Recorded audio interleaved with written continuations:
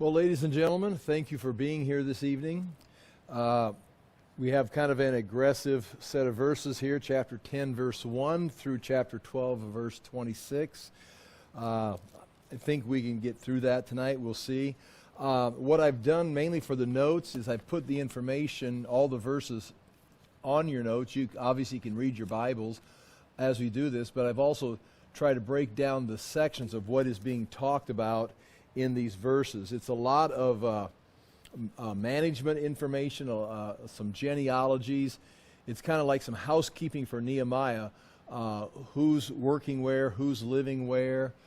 There's genealogies that are copied from 2nd Chronicles here, or whoever wrote Chronicles, 2nd Chronicles, or ended the book of 2nd Chronicles and put Nehemiah together. If they're two writers are the same, or if they're different writers, they may be using a different a source, a genealogical source, and both copying from that. They may be using different genealogical records. So one of the problems we're going to see as we get into this, we won't spend any time trying to resolve it, is there are some discrepancies in some names, and if you're copying a list out of 2nd Chronicles, it's not exactly the same. But that can simply be broken down as far as they may be using one different records, they may be two different records they're copying from, or even better, there could be updates. You're going to see in here, there's going to be even almost like a date given that this information was recorded or updated at this point up through this individual's time as high priest. So if you make the list on this particular date, the list is going to look like this. But if you come back later and update it, it's going to be, more up to date with more current information on it in 444 BC. And then, of course, you also have, scribes that they could simply be making a scribal error, skipping a line. As like if you ever try to copy something, you make a mistake. So there are some of those things in there. Nothing that is earth-shattering, nothing that is going to cause us to question or even question the authenticity of Scripture or question the information here. But it is something that someone could use if they wanted to attack and say, "Oh, look, this doesn't line up." Indeed, it doesn't line up, but it's not an insurmountable problem. And if we would actually want to spend time researching it and figuring it out, we could maybe make some process on it. But we are in chapter 10, verse 1, and as you look at your notes, the first thing that's going to happen is in chapter 10, there's going to be a sealing of a covenant. They're going to be making a covenant. It's going to be the leadership get together, and they're going to make a covenant. This covenant is the renewal of a commitment to the Mosaic covenant. And so there's nothing necessarily new here. It's just that they're going to be renewing the covenant. They're the covenant people. They've all drifted away. They're coming back from captivity. Their ancestors had disobeyed. They're coming back, and it's going to be, first of all, at the beginning of chapter 10, it's going to be the leaders of the people are going to be using their signet rings, their cylinder seals. They're going to be basically putting their impression, their name, in some kind of clay or some kind of document. They're going to be sealing it or signing it. Once the leadership have signed the covenant, then you're going to have the general population. And the general population is going to include, it's going to include priests and Levites also. Not every priest, but some of the leading priests will sign it. But then everyone is going to come by, and they're going to take an oath. And an oath of, we as a community are going to follow this, again, Mosaic covenant. We're going to follow this renewal covenant that we're making, that we're going to follow the Mosaic covenant. We don't want to use the term new covenant because that's in the New Testament, new covenant. They're just making a new commitment to the Mosaic covenant. And in this oath, it's going to involve, when you take an oath with a covenant, it involves a curse.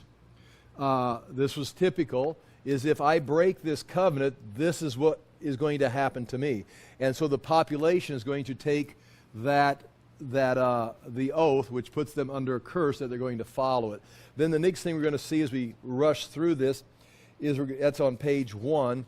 On page 2, we're going to see chapter 10, verse 30, the general obligations of the temple. It's going to basically include, we're not going to marry with the foreigners, we're going to observe the Sabbath, which seems to be two things the people were having trouble with, that they were intermarrying with the nations.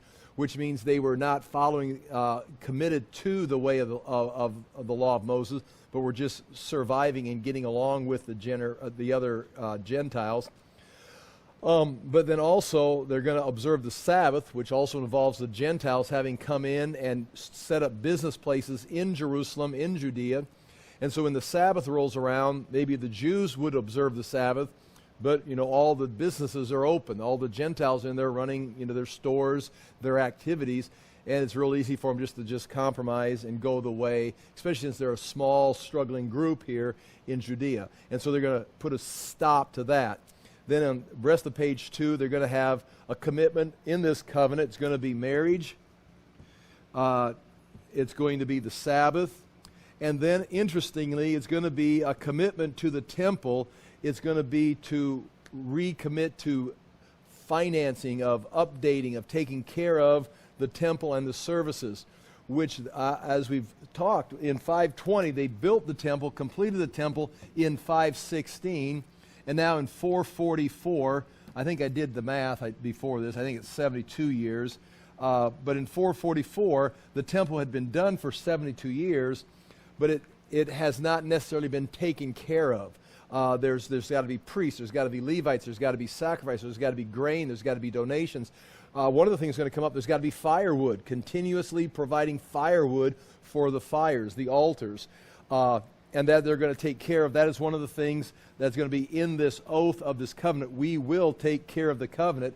But not only are they going to just, again, Nehemiah, typical of his personality, they're not just going to take some kind of a promise, an altar call. They're going to, have a prayer. They're going to then, okay, we're going to make the commitment. Well, then here is the way it's going to work. Here is the system that we're going to use to fulfill the covenant. It's one thing to have a heart to obey the covenant.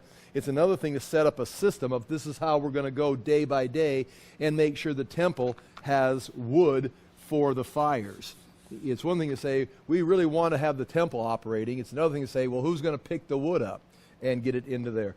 And then we're going to realize in chapter 11, verse 1, the city needs to be repopulated. There are leaders living in Jerusalem, some of the key people, but they need to have more people occupying. They're going to go about and pick that up. That's on page 3. And then we're going to get into some, I just got it written up there. I try to break it down so it's going to be easy to process, of who are the priests that are living in Jerusalem, who are the Levites that are living in Jerusalem, and they're interested, as they would be, of who are these people, where do they come from, and some are going to trace their genealogy all the way back to the grandson of Abraham and Isaac. Some are going to trace it back to the priests of the days of David, and then we're going to go ahead and look at some of the cities in Judah, and that's where this map comes in, and you've got the little booklet there with all the maps in it that we'll need tonight. In fact, I'm going to take this one home because I was looking for one. Okay, so here we go. I'm going to begin on page 1 and just read through the information. And again, as you notice, chapter 10, 11, and 12, we'll see what happens. Page 1, the top. This first section, verses 1 through 27, involves the sealing of the covenant. They're going to come together. So here it is, chapter 1, verse 1. On the seals are the names of Nehemiah, the governor, the son of Hakaliah, Zedekiah, and then it goes through and it's got 3 names for every verse. That's why we're moving so fast. Verse 2, Sariah, Azariah, Jeremiah.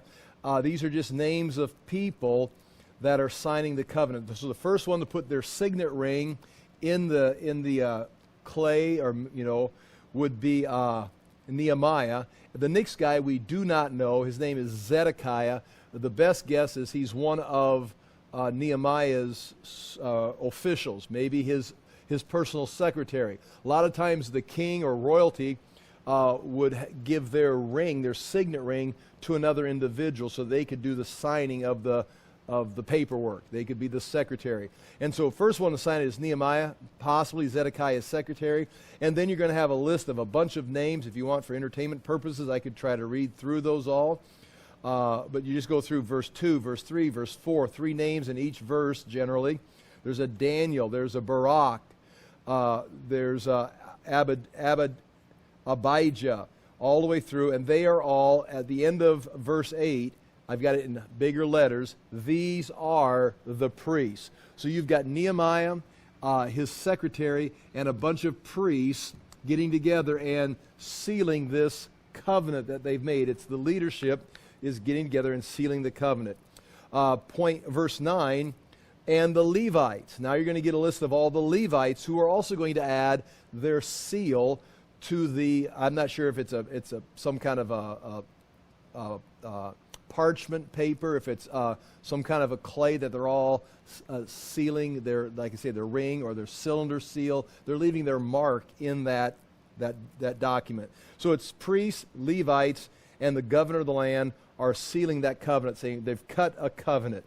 Then chapter 10 verse 28, this is the swearing to the covenant by the general population. That's what I referred to right here. And now here it goes. Verse 28, the rest of the people, I got that in bigger letters.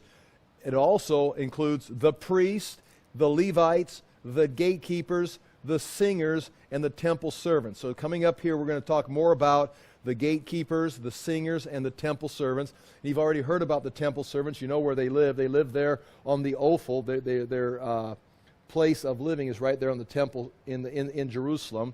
But these are those that are not in the sense of the leadership, but those that are serving in the temple. They all got together, and they are described after saying the rest of the people, priests, Levites, gatekeepers, singers, and temple servants, and all who have separated themselves from the peoples of the land. So that was probably one of the qualifications. If you're going to sign this covenant, if you're going to swear to an oath, you're going to have to separate yourself from the Gentiles. We are a unique people. We are the Jews. We're coming back to follow the Mosaic law in the land God has given to us. We're going to have to separate from the Gentiles. It says, who have separated themselves from the peoples of the land, and they're separating from the people of the land to the law of God, which would be the Mosaic covenant. Their wives, their sons, and their daughters. So in most cases, you're going to have the head of the family making the commitment, and that the family else is going to come along with it.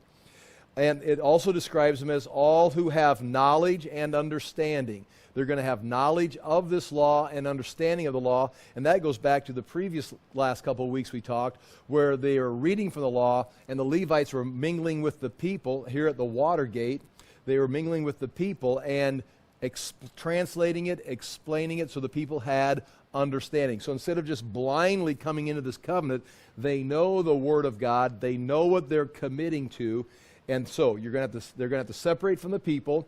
They're going to have to commit to the law. And only if you understand, if you know it and understand it, are you going to be able to swear this oath. And swearing that oath would involve a curse if you violate it, which of course is worth considering when we start talking about making, a commitment to Jesus Christ, coming to Christ by faith. It's nice to have a little bit of knowledge about what you're committing to and what's to be expected of you. Verse 29 says, they joined with their brothers, their nobles, and entered into a curse and an oath to walk in God's law that was given by Moses, the servant of God, and to observe and do all the commandments of the Lord our God and his rules and his statutes. Now, again, this is not them saying, do not think they are saying, we need to be saved. How do we go to heaven when we die? We're going to keep the law of Moses and then we'll have eternal life. That's not even on the radar. They are the people of God. They are a community of God, a special people chosen that God is working history through them. And to be the people of God, to walk in this covenant, accomplish what God wants them to, they're going to have to follow the law. The law was, in a sense, their commitment, the sign that they were indeed called. They're not going to keep the law. Now watch, they're not going to keep the law, and because they're obeying the law, guess what? You qualify, you get to be Israel. You get to be God's chosen people.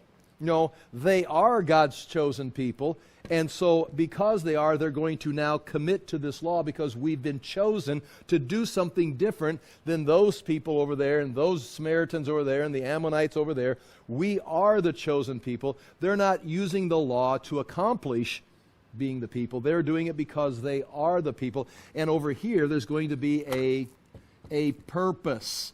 There's going to be something God is doing with them, that He has chosen these people. Do this so we can accomplish this goal. And again, keep that in mind when you talk about it, because it's slightly different than when people talk, well, they're going to earn their salvation. How do Jews go to heaven? They obey the law. The Jews, they think they're the people. That's what Jesus and John the Baptist had trouble with. They thought they were the people of God. We are the chosen.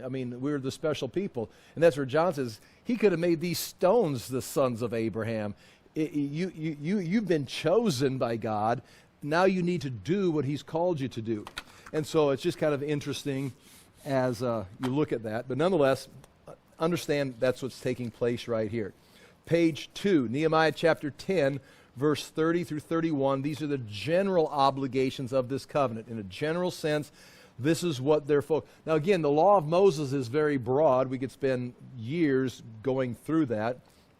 What is interesting is they're making a commitment to the law of Moses. They say they've got knowledge. They say they've got understanding. But these are, in a sense, the hot buttons. Like every culture, every generation, there's some hot buttons. We're having trouble. In the 60s, we were having trouble with this. In the 70s, this was the weakness. Now we're in 2020s, and here's the hot button issue. Sometimes they're the same hot button issues. Sometimes the target moves. The law stays the same, but the weaknesses maybe move around. And here they are, the first one. We've mentioned them already. Chapter 10, verse 30, we will not give our daughters to the people of the land or take their daughters for our sons.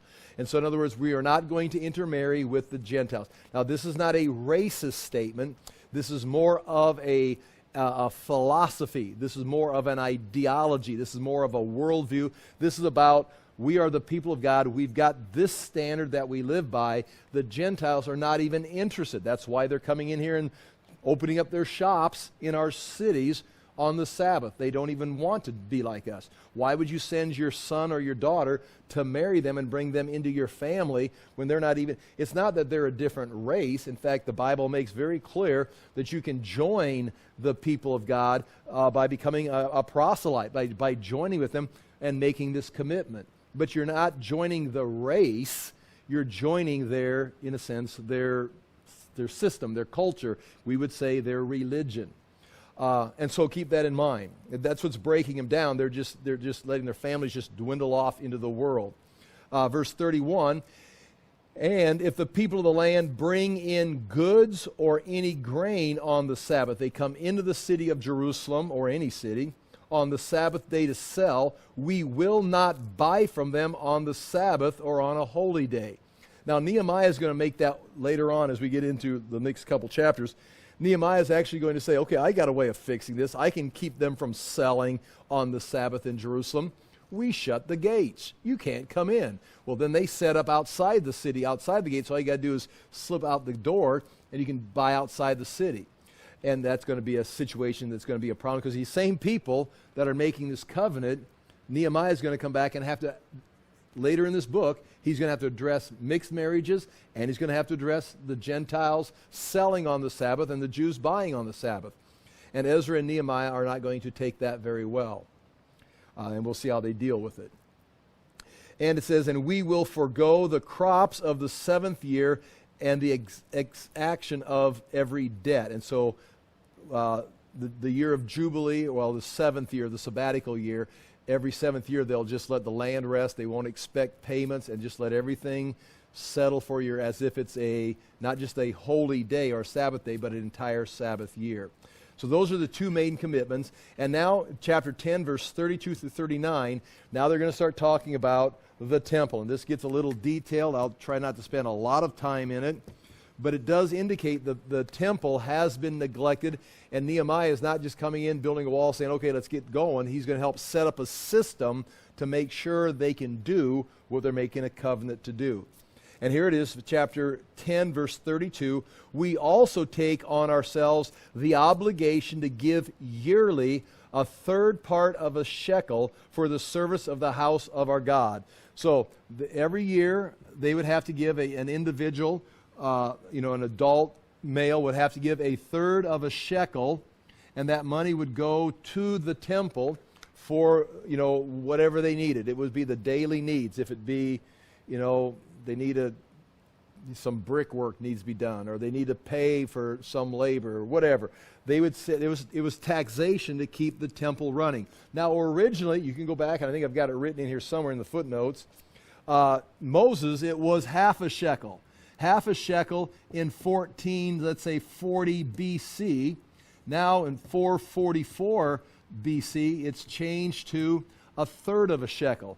It's probably because this being adjusted to the Persian monetary system, it's equal, it's the same thing. If you call it deflation or inflation, it's a third of the a shekel. So again, it's not that it's a magic number, a half a shekel. It's the value probably that's being translated into the 444 BC. But that third part of a shekel, for the service of the house of our God, and for the showbread, that's the bread of the presence that's laying on when you come into the temple, the holy place, it's changed out, and it's on the table on the right side. The regular grain offering, so they'd have to be purchasing these things. The regular burnt offerings, the Sabbaths, and all the Sabbaths would be all of the holy days, all the rituals they've got to take care of. The new moons, celebrations, the appointed feast, if it's a Feast of Tabernacles, if it's the Day of Atonement, all the feasts need to be taken care of. The holy things, maybe something breaks, they need a new, incense burner. And the sin offerings to make atonement for Israel and for all the work of the house of God. And that work of the house of God would be the labor, of the priests, the Levites doing whatever they need to do, but also anything they needed, repaired. It was a building. It was a structure. And so this third of a shekel is going to help go for that. And everyone is saying, we won't intermarry, we'll observe the Sabbath, and we'll start paying a third of a shekel to the temple, which gives the impression they haven't been. It's sitting there. The temple is there, but it's built, but how run down is it? And I don't think that's the reason that they were meeting at the Watergate. Remember, we made a big deal about how they're not meeting on the Temple Mount. They're meeting at the Watergate outside. I think that was more to get the Word of God out amongst the people. But actually, not actually, but it does make you wonder, was it because the temple was so uncared for? I don't think that's the issue, but it's just also interesting that was part of the problem. Chapter 34, or verse 34, then it says, we, the priests, the Levites, and the people. Again, this is not just the people taking a vow to the priests. These are the priests, the Levites, along with the people, will likewise, here it is, cast lots for wood offering. That's one of the things they're in need of. They're in need of wood for fire. In the altars, if it's to stay warm, there's different places they've got things burning, and they've got to have wood. And instead of Nehemiah just saying, okay, you guys got to figure out you need some wood, he's going to create a system for them, and it's going to be done by lots. So instead of Nehemiah or some priest or someone saying, you're in charge of it, they're going to just put everybody's name in a basket, however they're going to do it, and they're going to draw lots for the wood offering, to bring it into the house of our God according to our fathers' houses, at times appointed year by year, to burn on the altar of the Lord, as it is written in the law. So when it says according to our fathers' houses, they're still using to identify people, not just your name, but whose father, whose household do you come from, so they could keep things in categories. This is the family of this is the family of this person. And they're going to now put those names in a hat, how they're going to draw it out, how they're going to do it. They will cast lots. And what's going to happen is it will be appointed times. You have to bring it in this day, this week, or they'll have to bring it in this particular week. How much? And some people will be cutting the wood. Some people will be transporting the wood. And that it includes who's bringing it in. It involves some of the Levites having to go, who's going to go out and get the wood. Someone's got it cut, it's stacked up. How's it going to get here? Well, we're going to take a lot. You're in charge of going out and picking up the wood on this particular day every year, or your father's house is. So it may not be me individually, but it'd be my family. So from year after year after year, when I no longer can walk out there and bring the wood in, someone from my house is responsible for that part of the work of, again, notice right here, we're talking about who's providing the wood, who's providing it, who's cutting it, who's transporting it. And it's not just this year, It's now a standard. This family is responsible for this week or this transportation of the wood. Verse 35, we obligate ourselves, this is the priests, the Levites, the people, to bring the first fruits of our ground and the first fruits of all fruit of every tree year by year to the house of the Lord. Now, some of these first fruits are going to be used as offerings, but some of them are going to be used because the Levites and the priests do not have land. They are in charge of the temple. And so this is going to be their supply line. And this has been neglected. And so, of course, if you're a priest or a Levite and no one's bringing you the offerings, you're letting the temple go to, deteriorate because you've got to go out and, get a job. You're out working a field somewhere. Why aren't you in the temple? I'll starve. No one's bringing anything in. And so we obligate ourselves to bring the first fruits of our ground and first fruits of all fruit of every tree year by year to the house of the Lord, also to bring to the house of our God, to the priest who minister in the house of our God, the firstborn of our sons. Now they would bring the firstborn and they would redeem them. They'd have to bring the firstborn, dedicate it to the Lord, and then they wouldn't keep the son. They'd have to pay some kind of a finance to replace the son staying there. Our sons also of our cattle, as it is written in the law, and the firstborn of our herds and of our flocks, and to bring the first of our dough and our contributions, the fruit of every tree, the wine, the oil, to the priest, to the chambers of the house of our God, and to bring to the Levites the tithes from our ground. For it is the Levites who collect the tithes in all our towns where we labor. Now the Levites are not all living in the temple or in the temple ground. They're not all living in Jerusalem. They're scattered, as we can see in the law. They're scattered throughout the land. There's Levitical cities. Now again, this is just Judah. They've lost the north and the south. But there was originally Levitical cities throughout Israel, and the Levites would live there. People would then bring their grain offerings sometimes right to the Levitical city to provide for the Levites, who were supposed to be teaching and overseeing the law throughout the land. Even if they weren't going to the temple, they were still overseeing the law. So they're bringing the tithes to the Levites. Verse 38, and the priest, the son of Aaron, shall be with the Levites when the Levites receive the tithes. An interesting note on verse 38 is whenever the Levites are out collecting tithes, it's not just the people and the Levites. There's going to be a priest there observing, are you bringing in the right amount? And are the Levites treating it the right way? Are the Levites, because very quickly, and it had happened in the past, the Levites or the priests become abusive to the people, or the people, in this case, for example, they just stop bringing it in. The priest would be observing the exchange to make sure this is fair and this is fair. It says they'll be observing the Levites receiving the tithes. And the Levites shall bring up the tithe of the tithes, up the tithe of the tithes to the house of our God. Do you understand what that just said? They're being given the 10th part from all the fruit of the land around their village where they're living. But when they get 100% of it, they've got to take a tithe or a tenth of the tithe and bring it down to Jerusalem to the temple. And that's what is being said right there.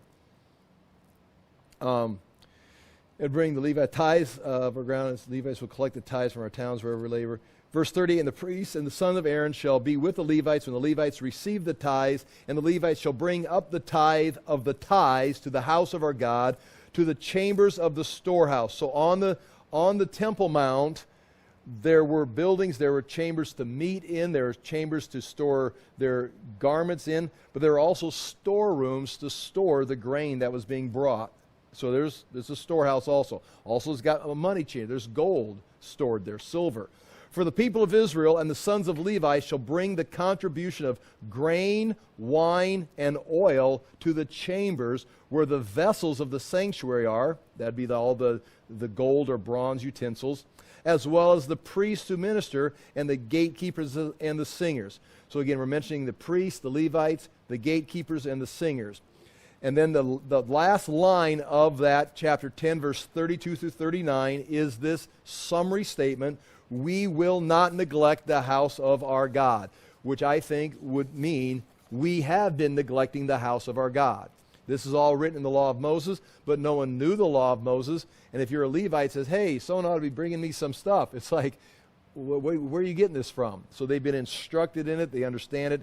And that's what's taking place. And so that's all the notes I've got written there on the top of page 3. I think I refer to that. And that ends chapter 10. Not bad, huh? Chapter 10 is done already. Scoffers, you didn't think I could do it. And there it is. Now, chapter 11. Chapter 11, verses 1 through 2, we're talking about now repopulating Jerusalem. And what we're going to see here in these verses is the leaders. You have apparently, and you got to decide, have the leaders moved into Jerusalem or have the leaders always been living in Jerusalem? And I'm going to present it this way. The leaders have settled in Jerusalem because when we were going around, remember these guys that were helping build the wall, they were building opposite their house.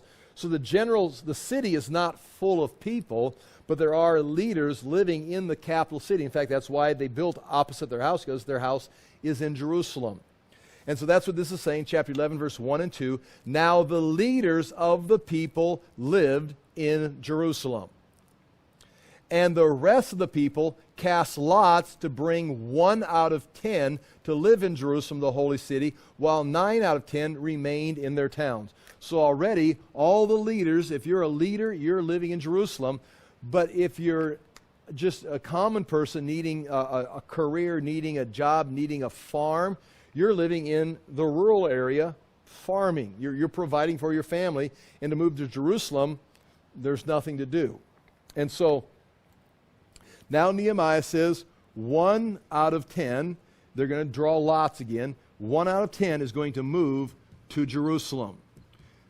And 9 out of 10 are going to stay in the rural areas. And so, and it says right here, and 9 out of 10 remained in the towns. Verse 2, and the people blessed all the men who willingly offered to live in Jerusalem. Now that could mean one of two things. Some people go, well, hey, I'll move to Jerusalem. I'll be one of the 10. Or it may mean that when your name got chosen. Now imagine, would I like to move to Jerusalem? I would like to have someone say, you need to move to Jerusalem. It'd be like, okay, that's cool.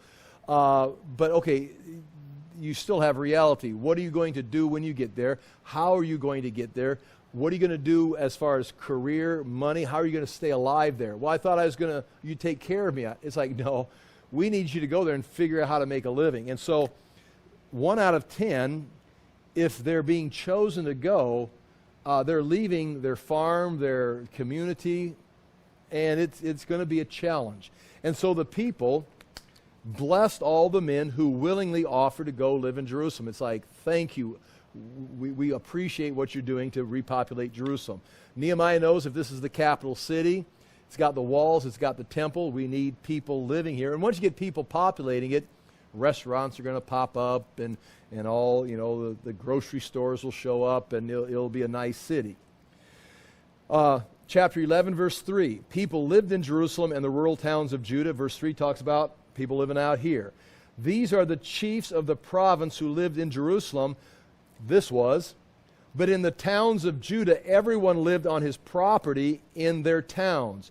Israel, the priests, the Levites, the temple servants, and the descendants of Solomon's servants. So living in these cities, and these are mentioned in this chapter, living in these cities are Israelites, some priests, some Levites, some singers, and some of the temple servants that were serving Solomon. They don't live in Jerusalem, they're living out here. If you remember, for a good classic case is Zechariah, John the Baptist's father. They would have systems. If it'd be every 12 months, or they'd serve for 4 weeks, or they'd serve for 2 weeks. They may live in a city of Judah, but once every year for 2 weeks, they would move to Jerusalem because their family, their time for service in the temple would come. It wasn't always the same priest. You'd have the high priest, you may have some of the leading priests, but all the underlings, the priests that were just priests that did the daily, they'd have daily rituals. They'd have sacrifice in the morning, in the evening. They have daily things they had to take care of. And in this sense, you would do it for maybe 2 weeks. If David had broken it down to divisions of 24, you would have 2 weeks of service, and then you'd go back and live the rest of the year in your community. And then it'd come up again, you'd go back in the next year for 2 weeks. That's what Zechariah, John the Baptist's father, was doing. And then if you want to add to that story, you would have this group of priests go in and work for 2 weeks, but the odds of being chosen to go in and burn incense on the incense altar, there's thousands of priests. You could live your entire life showing up for work for 2 weeks every year and returning, and they draw who's going to go in and burn incense today, and your name never come up. Well, that's what happened. Zechariah was there, and he was an old man, and for the first time, his name came up, and he is going to go into the temple and burn incense on the incense altar in front of the curtain for the first time. It wasn't like something he did every day. He had never done it before, potentially. And so it was a big deal. His name had come up by lot because he was the guy that God wanted to meet there. So nonetheless, these priests are living out here. That's what it says, chapter 11, verse 3. People lived in Jerusalem and the rural towns. These are the chiefs of the province who lived in Jerusalem, but in the towns of Judah, everyone lived on his property in their towns. Israel, the priests, the Levites, the temple servants, and the descendants of Solomon's servants. 1/10 of all those people had to move into Jerusalem according to this chapter. Nehemiah 11, verses 3 through 19. These are those, again, this is redundant, not redundant. We haven't talked about it before, but I've got to try to break it down kind of like so you can see it quickly, because unless you're going to really get into the genealogy and look all these names up and do some kind of textual research, it's just telling you these are the people who lived in Jerusalem, and they're going to be broken down into the sons of Judah and the sons of Benjamin, which gives us the impression, besides Levites and the priests, you've got two tribes basically here. You've got basically the tribe of Judah and the tribe of Benjamin that is being talked about here. Although I believe living in the land, you had people coming back from exile from all the tribes. But it says, chapter 11, verse 4. And in Jerusalem lived certain of the sons of Judah and the sons of Benjamin. And now you're going to get a list of whose families was living in Jerusalem. And the first one is of the sons of Judah. And I've got it underlined who it was because you're going to get the name. I've got 1, 2 names there of the sons of Judah. You see all those names there? The ones I've got underlined is the first one, Athaiah,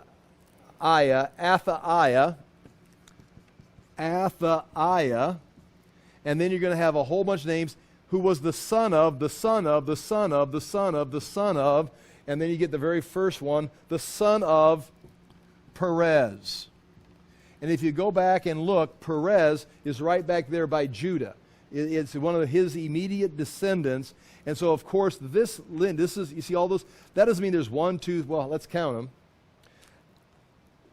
Athaiah, the son of Uzziah, the son of Zechariah, the son of Amariah, the son of Shephatiah, the son of Mahalalel, the son of you got like 6 or 7 generations. Well, that's not right. There's got to be like, there's at least 20 or 30 generations. So what you see right there is not a mistake. It's who is this guy? We're just going to give you some general names. He's from this guy right here. That's this family. It's not. We're not doing a genealogical record. This is like his title. This is how he's identified, if that makes sense. So it's people say, well, that's not even a complete genealogy. It's not supposed to be. It's supposed to be enough identification so you know who this guy is. And so that's one family that's living in Jerusalem from Judah. And then verse 5, you also have Maaseiah. That's the second family. The son of Baruch, the son of Kolhoza, the son of Hazaiah, the son of Adaiah, the son of Joirib, the son of Zechariah, the son of the Silonite. And so that goes way back to here where he originated from. And so you've got, if you look at that verse that way, how many families of Judah do you have living in Jerusalem? 2. And those are the 2 lines. Does that make sense? You say, well, look, you got Uzziah and Zechariah, and those are all the family names. You've got 2 families of Judah. Then verse 7, and these are the sons of Benjamin. Now, there's a whole bunch of names too, yeah, but, I should, right here, verse 6. All the sons of Perez who lived in Jerusalem were, these two families, of all of them were 468. And they were called valiant men. Again, meaning as far as warrior, of being noble, of being able to stand up. So there's not just two men, two families, and they make up 468 people from Judah. Now from Benjamin, there's going to be 928. Now you see the paperwork Nehemiah is doing, the research that he's putting into this. And these are the sons of Benjamin. Shalu was living there. This guy, his family was living there. And his family was a descendant of Meshullam, the son of Joed, the son of Pedaiah, the son of Kolaiah, the son of Maaseiah, the son of Ithiel, the son of Jesaiah, and his brothers. And they were 928 men of valor. So these are great men. One, they're living in Jerusalem. They're back here committed to the holy city, not out here just trying to make a living. That's one reason. Maybe it has something to do with their background, their military skill, whatever, but they're called valiant men and men of valor. So you add these two numbers together, let's just say 1,400, you got 1,400 people from Judah and Benjamin living in the city. And so it's like, well, that's a lot of people. We're talking about the capital city of a province of Israel that's trying to be rebuilt, and there's only 1,400 people from the tribe of Judah and Benjamin living in the city. And Nehemiah says, we need more people. And then again, verse 9 on page 4, it says, Joel, the son of Zechariah, was their overseer. So he was kind of overseeing some kind of leadership position. And Judah, the son of Hashanuah, was second over the city. So the leaders, Joel was the leader, and the other guy, Judah, was the second leader. He was the vice president of the group. And they were the ones leading the group of Benjamin there. Okay, now that's the two tribes, Judah and Benjamin in Jerusalem. Of the priest, and once again I try to make this simple, I underline Jedaiah, the son of Joarib. And then, interesting, it just says this is one of those mistakes. Again, I don't want to say mistakes. It doesn't match. Jachin. It's like, well, now, is Jedaiah the son of Joarib the son of Jachin? Or is it Jedaiah the son of Joarib and Jachin the son of, we don't know. And then it says, Seraiah the son of Hilkiah, the son of Meshullam, the son of Zadok, the son of Merioth, the son of Ahitub. Now we're back to David's time of the priest, ruler of the house of God. He was the high priest during the days of David. So obviously, once again, well, that's not a complete genealogy. It's not supposed to be. You're just identifying the family of Seraiah. Who was he? He was the son of Hilkiah, and goes on back, and you see how they trace it back. This is who it was.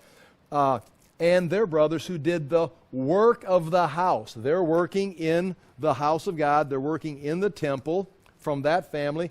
And there were 822 of those priests in the city. And the second family, and Adaiah, the son of Jehoram, gives you all the son of, all those names. And there's 242 of that family of priests.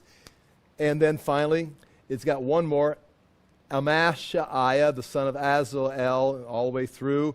And these and their brothers were mighty men of valor. Their overseer was Zebdiel, the son of whoever. And there was 128 of those. So you add that together, and that's your priests living in the city of Jerusalem. There are other priests living out in the rural area, and some of them are going to remain, and eventually when the system's up and running, they're going to come in for 2 weeks and serve, go back to their communities. But these are the ones living. So we know who's from the tribe of Judah and Benjamin, who's the priests living in the city.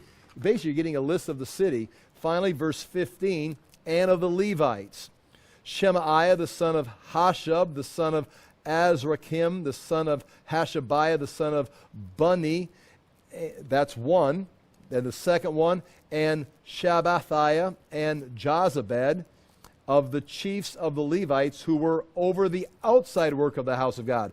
Notice the priests were doing the work of the house.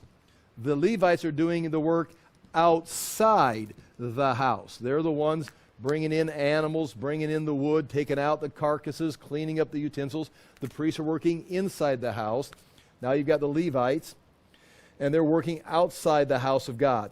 And then it goes on, verse 17, you've got another individual, Mattaniah, the son of Micah, the son of Zabdi, Asaph, who was watch, here it is, verse 17, the leader of praise who gave thanks. So now you've got one of the Levites. He's in charge of praise. I would assume that involves some worship. That's the singing, the giving of thanks. So his family's in charge of this. They would be some kind of, what we would say, praise and worship leaders.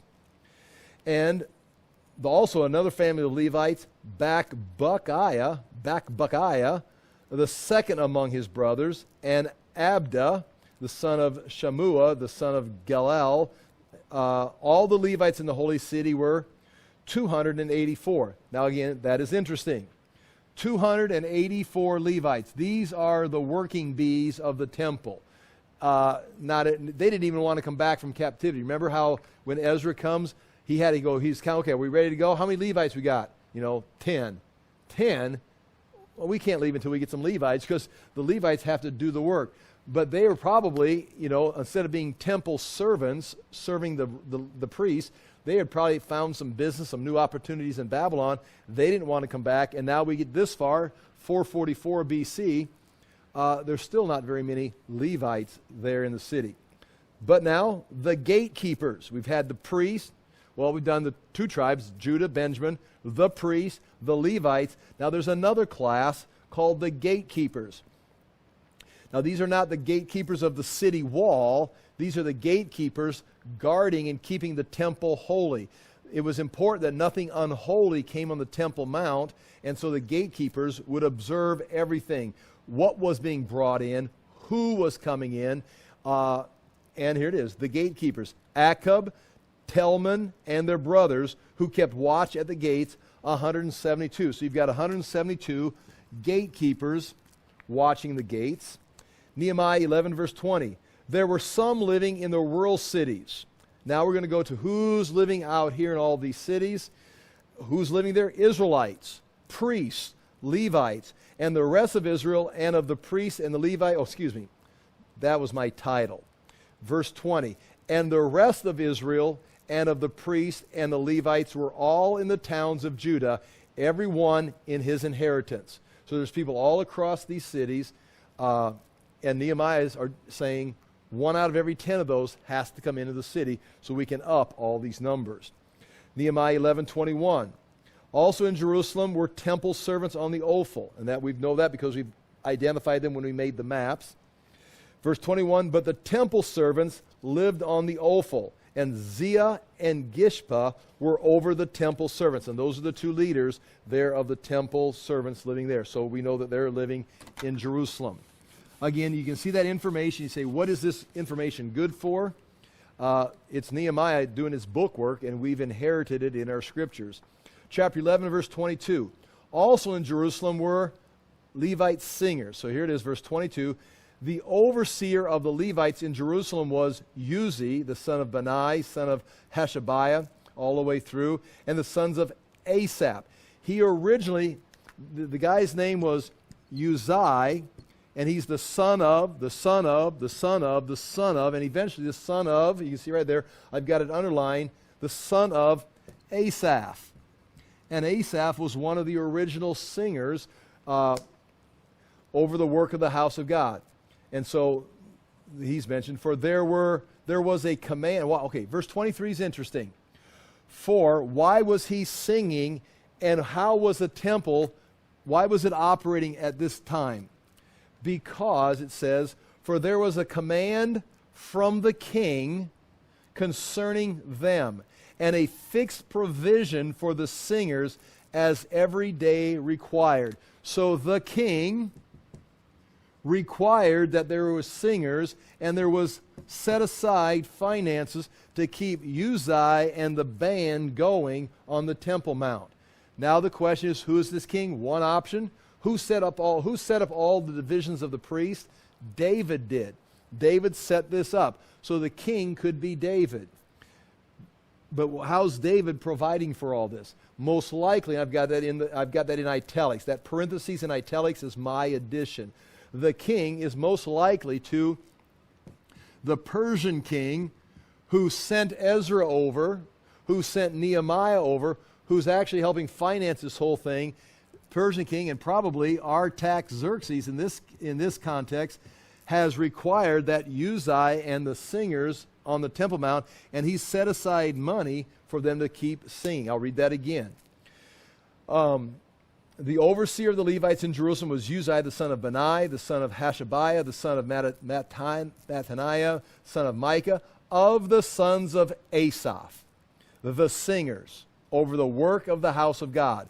Why were they there? Verse 23. For there was a command from Artaxerxes, I'm going to say that's who it was, concerning them, and a fixed provision for the singers as every day required. So again, some king said you've got to be there and was financing it.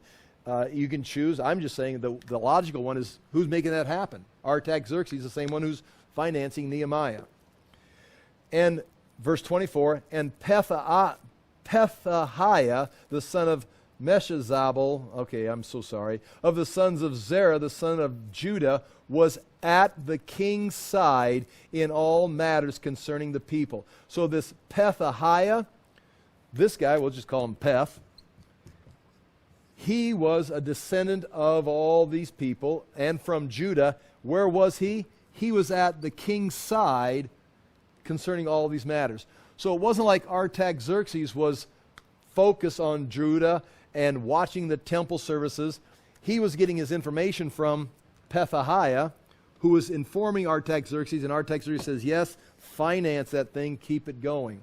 So your go-to man, you're not going to get to talk to Artaxerxes, but if you get a hold of Pethahiah and say, hey, we need more singers, we need new guitar strings or something, Pethahiah is going to make it happen. So I would think he's the one at the king's side talking to the king about what's going on concerning the singer Uzziah right there. That's what's being said there. And how do we know this? Well, Nehemiah knows this because Nehemiah is part of this system. He knows who's financing this. Nehemiah chapter 11, verse 25 through 36. And this is talking about all these villages right here, and that you've got a map of this in your little booklet, but it's also on your notes. And as for the villages, we've been talking about Jerusalem with their fields. And the key about each of these cities, these little towns, is their fields. Because that's where the food comes from. That's the agriculture. That's the finances. And as for the villages with their fields, some of the people of Judah lived in, and it gives the names. Kiriath Arba and its villages. Now, Kiriath Jearim, Kiriath Arba, I'm looking for it here. I've got it on the map somewhere. And I try to get to all these cities and villages. Where am I? Okay. And in Dibon and its villages. Let's see if we can find Dibon on here. Just so Dibon. I'm not having very good luck here. Where's Dibon? I'm going to go to another map. Do you see it on this? What am I missing? I thought I had this all nailed down when I did this little booklet.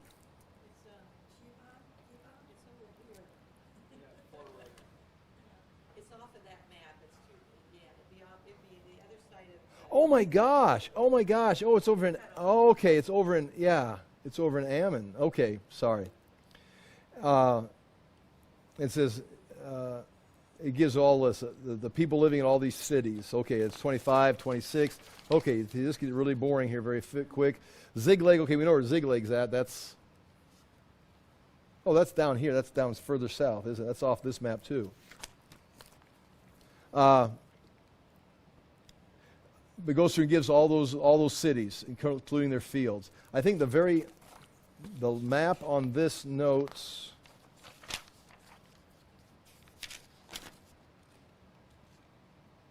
Oh yeah, Ziklag's on that first map on page 5. It's down in Idumea at this time.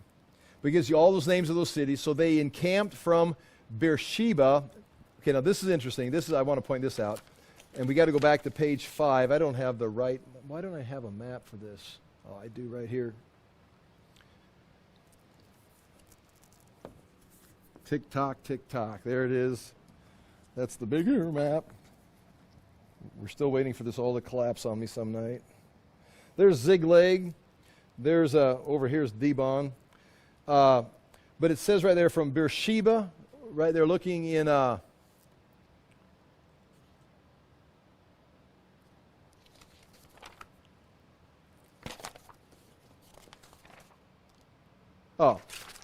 page 6.